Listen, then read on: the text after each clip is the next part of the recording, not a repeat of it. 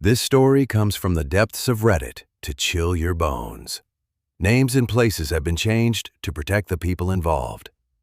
The following account was posted to the No Sleep subreddit by a young woman who simply wanted a fresh start with the love of her life. What she found instead was a set of rules for surviving something no one should ever have to face.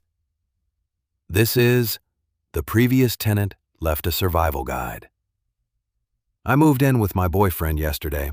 We had been together for 5 years now, and we were old enough, wise enough, to finally settle down and leave our parents' houses behind. His name was Jamie.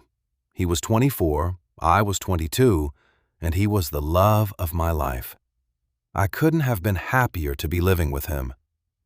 When we decided to make the leap, we spent 2 months looking at flats and houses. We couldn't afford to buy yet, so renting was our only option. But the prices were astronomical. Every place we looked at wanted deposits we couldn't afford, credit checks we couldn't pass, references we didn't have. And then we found it. A flat in a tower block. Not in the nicest area, I'll admit. But neither of us had been wealthy growing up. We weren't fussy. The rent was manageable, and the terms were unusual. They told us there would be no deposit, no inspections, no restrictions on guests or pets or modifications to the flat.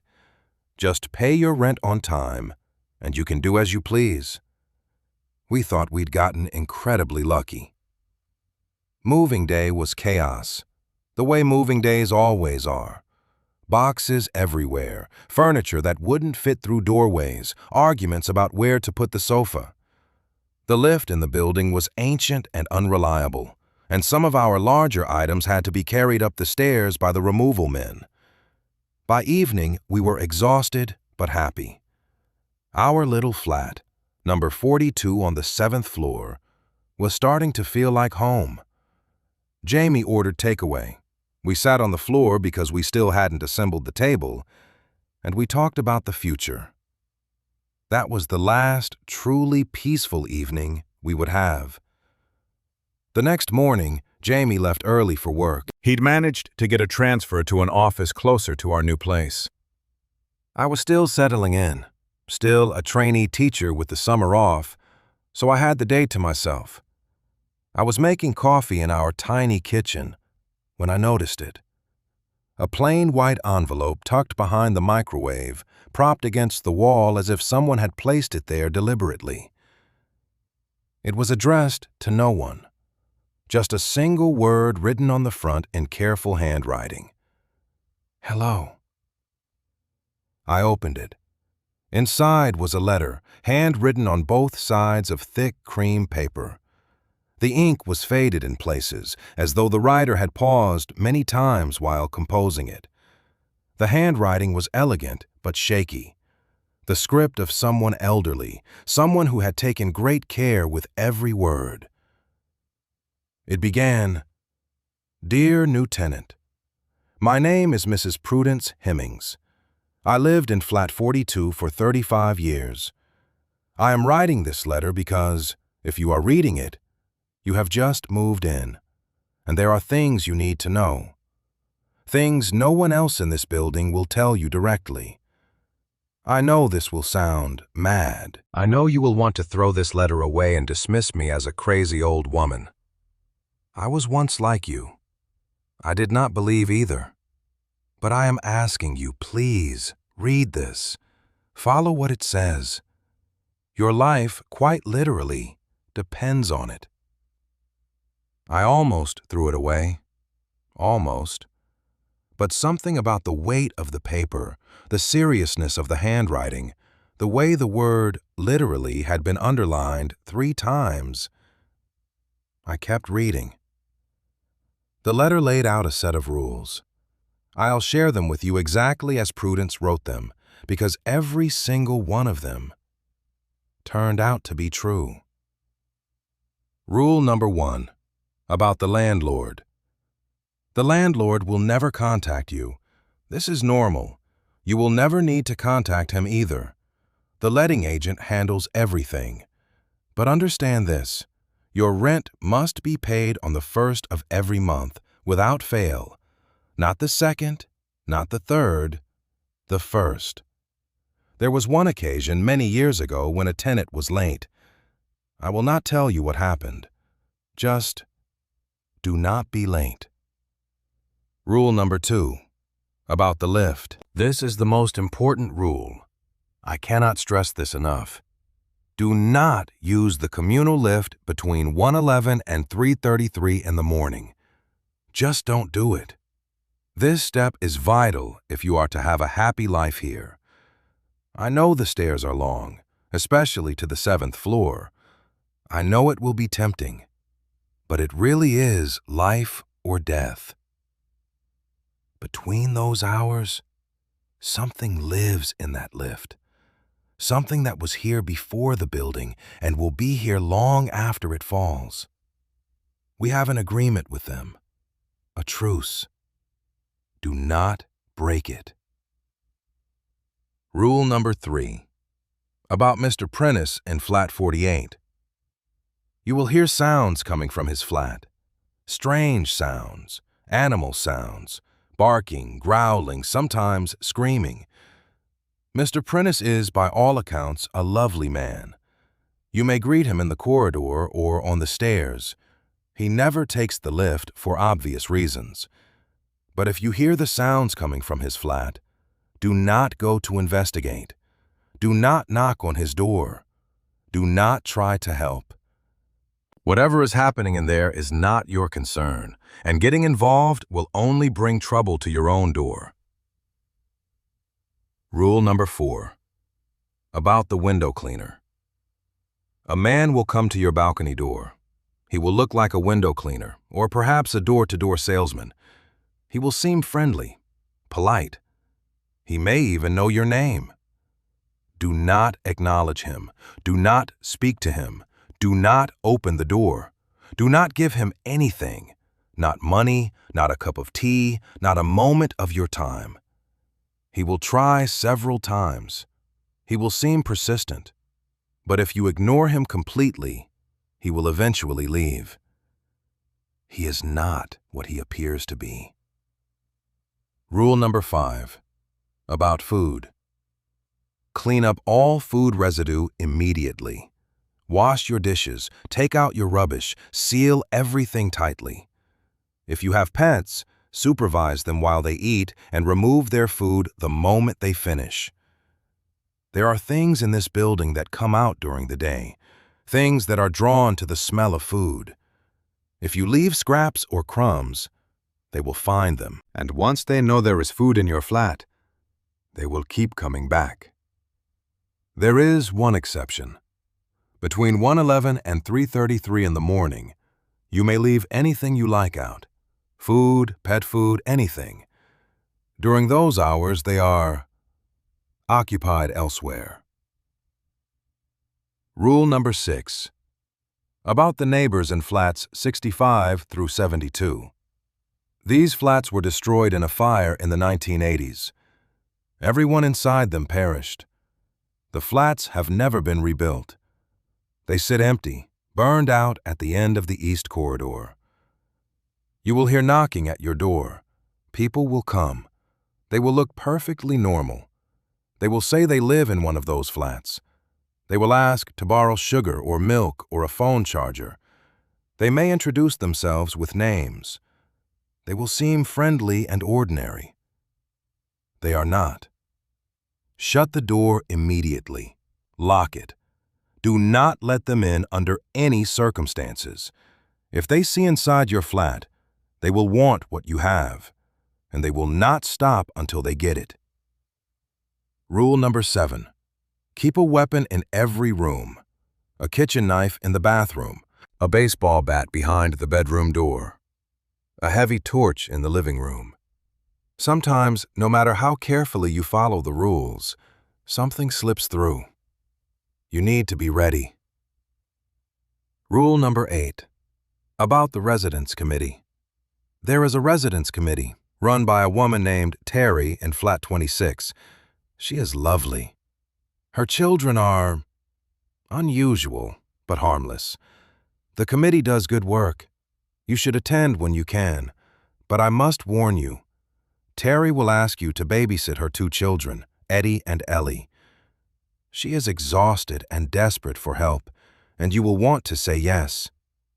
Do not babysit those children. I cannot explain why in this letter. Just trust me on this. Rule number 9. About the cats. You will see hairless cats in the corridors. They look like expensive breeds, Sphinx cats perhaps, but no one claims them. They wander the building freely. Do not pick them up. Do not try to pet them. They are mostly harmless, but they do not like to be touched. However, if you see someone from flats 65 through 72 knocking at your door, grab the nearest cat and bring it inside with you. It may burn your skin slightly. They are warm to the touch, but they are friendly, and they are here to protect you. Rule number 10. About the bedroom ceiling. There is a water stain on the bedroom ceiling. It cannot be fixed. I tried for 35 years. Sometimes the stain will turn deep red, crimson. It will look like blood spreading across the plaster. It is not blood. It will not drip. It will not spread beyond its current size. It has been there longer than I have lived here, and it will be there long after you leave. Do not panic when it happens. Do not call the landlord. Do not call the police. I tried both many times, and it achieved nothing. Simply ignore it. It will return to normal. And finally, rule number 11. The postman's name is Ian Flanders. He has delivered to this building for many years. He arrives at your door at precisely 8:54 each morning. He is trustworthy. If you are ever in trouble and cannot reach anyone else, Ian will help you. The letter ended with, "The first few weeks will be the hardest. You may regret moving here. You may want to leave. But if you follow these rules, you will find that this is, in its own strange way, a lovely place to live. Every home has its quirks. Ours are just a little more literal than most." Yours truly, Mrs. Prudence Hemmings. I sat at the kitchen table for a long time after reading that letter. My coffee went cold. My hands were shaking, though I couldn't tell if it was from fear or from the sheer absurdity of what I'd just read. I decided it was a prank. Had to be. Some elaborate joke from the previous tenant meant to scare the new arrivals. Maybe the neighbors were in on it. Maybe there were hidden cameras somewhere recording my reaction for some sadistic YouTube channel. I put the letter in a drawer and tried to forget about it. That evening, Jamie came home from work. I didn't tell him about the letter. I didn't want to worry him, and I certainly didn't want him to think I was losing my mind on our first day in our new home. We ate dinner. We watched television. We went to bed around midnight. At 2 in the morning, I was woken by a sound. Knocking. Soft, insistent knocking coming from the front door of the flat. I lay perfectly still, listening. The knocking continued. 3 slow knocks, then silence, then 3 more, over and over. I looked at Jamie. He was sound asleep, undisturbed. I crept to the front door and looked through the peephole. A woman stood in the corridor. She was about my age, maybe a little older. She was smiling. She looked normal, ordinary, the kind of person you'd nod to in a supermarket. She knocked again. "Hello?" she called softly. "I'm sorry to bother you so late. I live just down the hall, flat 67. I was wondering if I could borrow some sugar. I know it's late, but I'm baking and I've run completely out. Flat 67. I stepped back from the door. My heart was pounding. I could feel the blood rushing in my ears. The knocking continued. Please, the woman said. I won't be a moment. I can see your light is on. I hadn't turned any lights on. I backed away from the door into the kitchen. My hand found the drawer where I'd put Prudence's letter. I pulled it out, my fingers trembling, and read Rule 6 again. Shut the door immediately. Lock it. Do not let them in under any circumstances. I checked the lock. It was already locked. I deadbolted it for good measure and put the chain on. The knocking stopped. The corridor went silent. I stood in the dark kitchen for 20 minutes before I dared to look through the peephole again. The corridor was empty. I didn't sleep the rest of that night. I lay in bed next to Jamie, staring at the ceiling, listening to every creak and hum of the building around us. By morning, I had almost convinced myself again that it was nothing. A confused neighbor, a late-night sugar emergency. Prudence Hemmings and her letter were playing tricks on my mind. Jamie left for work. He kissed me goodbye, told me he loved me, said he'd be home by 6. I spent the day unpacking boxes and trying to make the flat feel like home. At 8:54, there was a knock at the door. I opened it to find a middle-aged man in a postal uniform, holding a small stack of letters. "Ian Flanders," he said with a kind smile. "Welcome to the building. You must be the new couple in 42.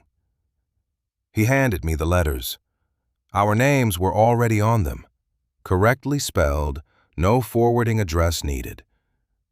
"If you ever need anything," he said, "anything at all, I'm here every morning at the same time." He gave me a look that lingered just a moment too long, a look that said he knew more than he was telling. That evening, Jamie came home, and I decided to tell him about the letter. He laughed. Of course he laughed. He was Jamie, practical, grounded, not the kind of person who believed in ghost stories or survival guides from old women. "It's a wind-up, love," he said. "Someone's having us on. Don't let it get to you." But I could see him glancing at the front door lock before he went to bed. It happened on our 4th night. We'd been out for dinner, a small celebration for Jamie's first week at the new job. Nothing fancy, just a curry place around the corner. We got back to the building around midnight, laughing, slightly tipsy, full of naan bread and good intentions. We got into the lift on the ground floor. The doors closed. Jamie pressed 7. The lift began to rise. It stopped at floor 3. The doors opened. No one was there.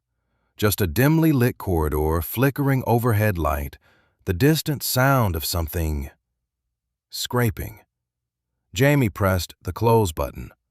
The doors shut. The lift continued upward. It stopped again at floor 5. This time, the doors opened onto complete darkness. Not dim light, not shadow, absolute impenetrable blackness, as if the corridor beyond simply didn't exist. And from that darkness, I heard breathing.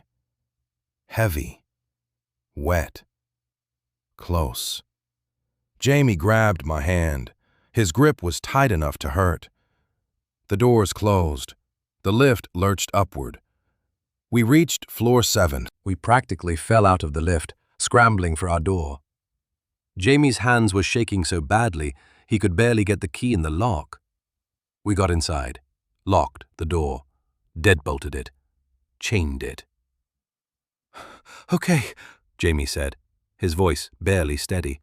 "Okay, maybe there's something to that letter." Over the next few weeks, we learned that Prudence's letter had, if anything, understated the situation. The window cleaner came. twice in the first week. The first time, he smiled and waved from the balcony, holding a squeegee, looking for all the world like a normal tradesman. I ignored him, just as the letter said. The second time, he pressed his face against the glass. His smile was too wide, his eyes were too still, and his reflection didn't match. In the glass, he was taller, thinner. His fingers were longer than any human fingers should be. I closed the curtains and didn't open them for 3 days. The sounds from Mr. Prentice's flat were worse than the letter had prepared me for. Not just animal sounds. Those would have been strange enough. These were sounds that shouldn't come from any living thing. Deep, guttural growls that vibrated through the walls, high-pitched whines that set my teeth on edge, and sometimes, late at night, what sounded like words. Mangled, distorted words, as if something was trying to speak through a mouth that wasn't designed for human language. Jamie and I learned to turn up the television when it happened. The cats appeared without warning, hairless, wrinkled, with huge eyes that seemed to track you through the corridor. They never made a sound. They just watched. I never touched them. I didn't need to. The warmth radiating off them was noticeable from several feet away, like standing near a radiator. One night, I saw one sitting outside flat 70. Its skin was glowing faintly, like embers, and it hissed at the door as if warning something away. The ceiling stain turned crimson for the first time on a Tuesday night. I woke at 3 in the morning to find the entire bedroom bathed in a deep red glow. The stain on the ceiling had expanded, darkened, become the color of fresh arterial blood. It looked wet. It looked alive. I screamed. Jamie woke up. We both stared at it, frozen. It lasted about 20 minutes. Then, slowly, it faded back to its usual dull brown water stain, as if nothing had happened. We didn't sleep that night. Jamie was not as careful as I was. He humored me.